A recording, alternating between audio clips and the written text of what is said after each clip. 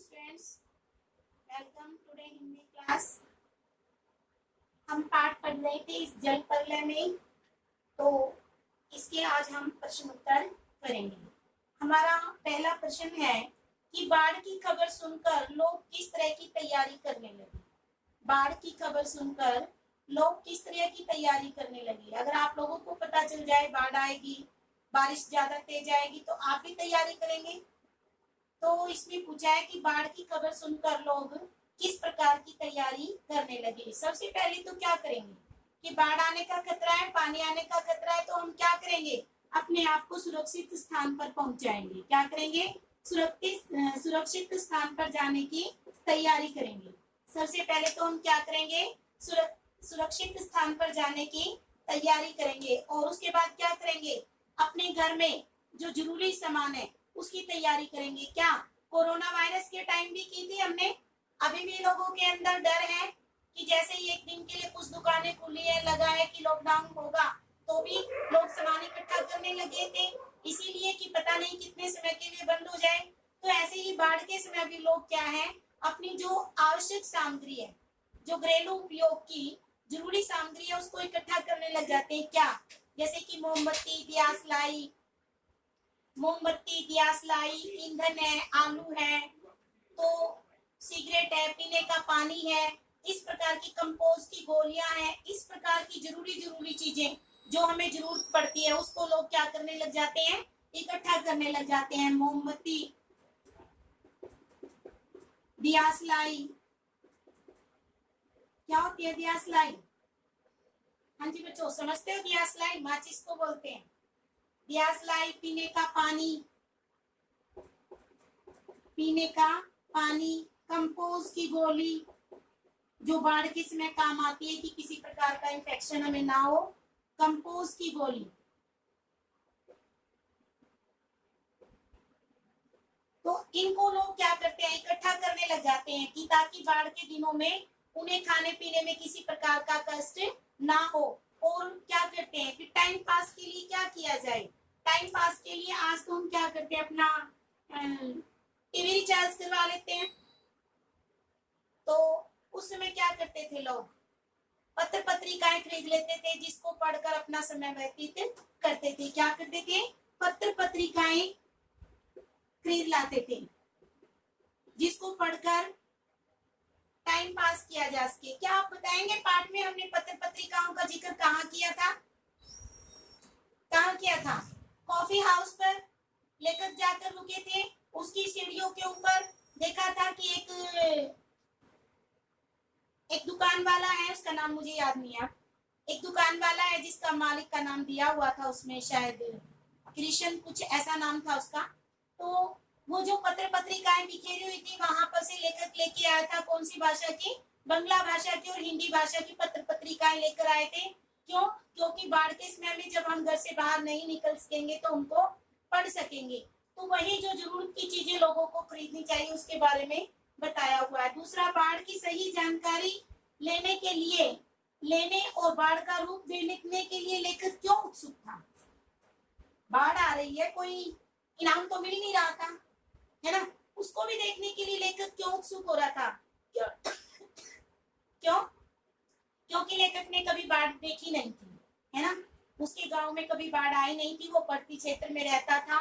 तो जब पटना में लेखक रह रहे थे, तो तब वहां पर उसने बाढ़ के दृश्य को देखा था। तो क्या था कि लेखक ने बॉय स्काउट्स के रूप में और स्वयं सेवक के रूप में कार्य किया था। किसके? बॉय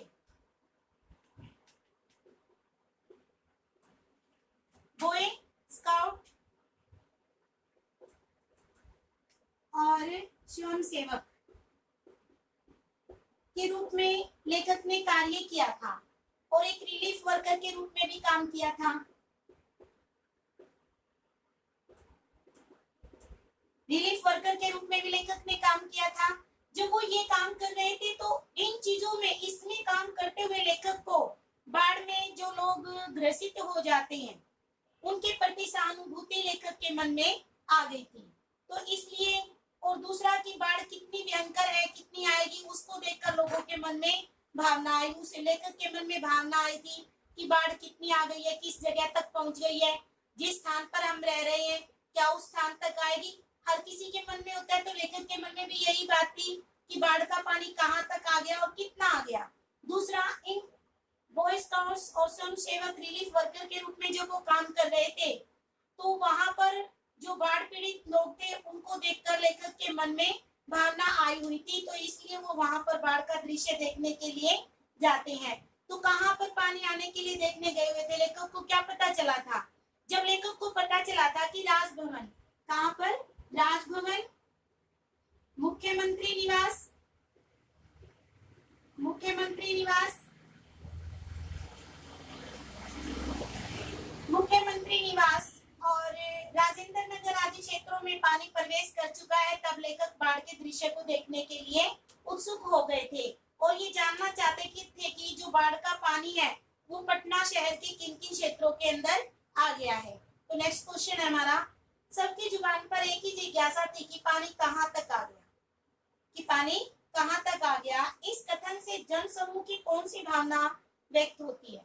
सभी लोगों के मन में एक ही बात थी कि पानी कहाँ तक आ गया, कहाँ तक आ गया, क्यों, क्या करना था उसका, क्यों लोगों के मन में ऐसी भावना आई हुई थी? क्यों आई हुई थी? कि सबके मन में यही डर था कि पानी कहाँ तक आ गया, जिस जगह पर हम रहते हैं क्या हम वहां सुरक्षित हैं? सुरक्षित नहीं है, पानी आने वाला है तो सुरक्षा के इंतजाम किए जाए। इसी चीज को लेकर लोगों के मन के अंदर उत्सुकता थी कि वो पानी कहाँ तक आया हुआ है। इस चीज को लेकर लोग बार बार घबराए हुए थे। तो वो क्या करना चाह रहे थे? घबराए हुए थे कि पानी कभी उनके तक ना आ जाए, इस चीज को लेकर घबराए हुए थे। तो किसको लेकर? बाढ़ की विभीषिका को देखकर।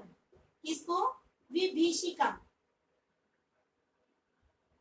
बाढ़ की विभीषिका को देखकर लोगों के मन के अंदर घबराहट आई हुई थी। विभीषिका मैंने बताया था आपको क्या होती है? दृश्य होता है। क्या होता है? दृश्य होता है। तो बाढ़ की विभीषिका को देखकर लोग घबराए हुए थे। सभी यही चाहते थे कि हम सुरक्षित स्थान पर जाएं, रह रहे हैं तो वहां सुरक्षित है, नहीं है तो सुरक्षा के इंतजाम किए जाए, सही जगह पर जाया जाए। नेक्स्ट क्वेश्चन है, मृत्यु का तरल दूत किसे कहा गया है? मृत्यु का तरल दूत किसे कहा गया है? मैंने आपको पाठ में भी बताया था, मृत्यु का तरल दूत किसे कहा गया है? बाढ़ के उफनते हुए पानी को मृत्यु का तरल दूत कहा गया है। क्या? बाढ़ के उफनते हुए पानी को, बाढ़ जो बड़ी स्पीड से लहरों के साथ उठती हुई ऊपर झाग देती हुई आ रही है, उसको क्या कहा गया है? मृत्यु का तरल दूत कहा गया है। तो बाढ़ का पानी जिस किसी क्षेत्र में भी प्रवेश कर रहा है वहां पर बड़ी स्पीड से और सब कुछ डबोता हुआ जा रहा है। क्या?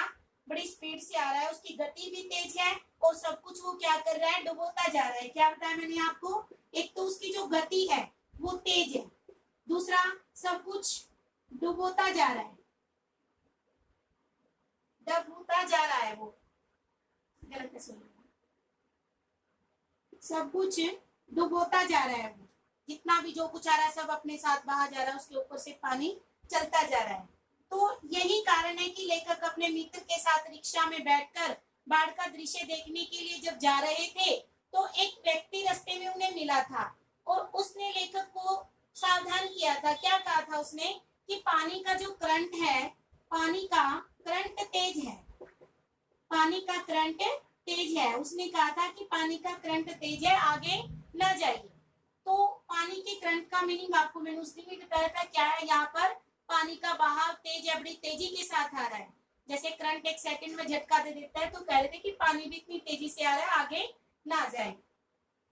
नेक्स्ट क्वेश्चन है, आपदाओं से निपटने के लिए अपनी तरफ से कुछ सुझाव दीजिए। आपदा, आपदा क्या? विपत्ति, बाढ़ भी हो सकती है, सूखा भी हो सकता है, किसी भी प्रकार की महामारी भी हो सकती है। किसी भी प्रकार की आपदा से कैसे निपटा जा सकता है? इसे आपदा से कैसे निपटा जा सकता है? कोई भी मुसीबत आपके सामने आ गई है, उससे आप कैसे निपट सकते हैं? कैसे निपटेंगे? आपदा आने पर हमें सावधानी से कदम उठाने चाहिए, है ना? घबराना नहीं चाहिए। सबसे पहली बात तो किसी भी प्रकार की विपत्ति जब हमारे ऊपर आती है, हमें धैर्य से काम रख लेना चाहिए। अपना संयम बनाए रखना चाहिए। सबसे पहली बात तो ये है कि अपना संयम बनाकर रखना चाहिए, धैर्य से काम लेना चाहिए। दूसरी बात, सावधानी बरतनी चाहिए। किसी भी प्रकार की आपदा है उसके बचाव के लिए हमें सावधानी बरतनी चाहिए। तो उससे बचने के लिए, जैसे कि सपोज करो वर्षा ऋतु आती है, वर्षा ऋतु में हम क्या करते हैं, ये सोचते हैं कि बाढ़ आ सकती है। अब वर्षा ऋतु आने वाली है, तो वर्षा ऋतु में क्या है, किस चीज का खतरा होता है हमें? वर्षा ऋतु में यही खतरा है कि बाढ़ आ सकती है। तो बाढ़ आएगी, इसके लिए हम क्या कर सकते हैं? आएगी तो आने दें, कुछ नहीं कर सकते। नहीं, हम कर सकते हैं क्या, कि जो हमारे नदी नाले हैं, क्या है, हमारे जो नदी नाले हैं उनकी सफाई करवाई जाए।